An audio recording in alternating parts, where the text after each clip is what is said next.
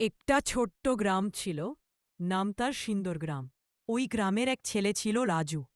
রাজু খুব দুষ্টু, আবার খুব কৌতূহলী, নতুন কিছু দেখলেই চেষ্টা করে।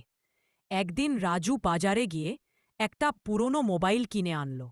দোকানদার বলল, শোন রাজু, এই মোবাইলটা কিন্তু একটু আলাদা। রাত 12টার পর এটা চালু করো না। রাজু হেসে বলল, মোবাইলও আবার ভুতুরে হয় নাকি? বিকেল গড়িয়ে রাত হলো। রাজু খাটে শুয়ে মোবাইলটা নিয়ে গেম খেলতে লাগল। সেলফি তুলো, মজা করো। ঘড়িতে তখন 11টা 55। রাজুর মাথায় দুষ্টুমি চেপে বসো, দেখি তো 12টার পর মোবাইলটা আসলেই ভূত হয় কিনা। 12টা বাজতেই হঠাৎ মোবাইলের স্ক্রিন নিজের থেকে জ্বলে উঠল।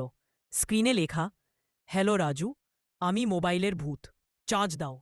রাজু ভয়ে কাঁপতে কাঁপতে মোবাইলটা নামিয়ে রাখল, কিন্তু স্ক্রিনে আবার শব্দ এল, দেও না, তাহলে আমি তোমার সাথে সেলফি তুলব। রাজু ভয়ে কাঁপতে কাঁপতে মোবাইলটা চার্জে লাগিয়ে দিল। 1 সেকেন্ডের মধ্যে মোবাইলের স্ক্রিনে একটা মাত্র স্মাইলি দেখা গেল। ভোরবেলা রাজু ঘুম থেকে উঠে দেখে মোবাইলটা একদম নর্মাল, কিন্তু যখন গ্যালারিতে ঢুকল তখন দেখে একটা ছবি। রাজুর সাথে একটা কালো চায়া দাঁড়িয়ে সেলফি তুলেছে।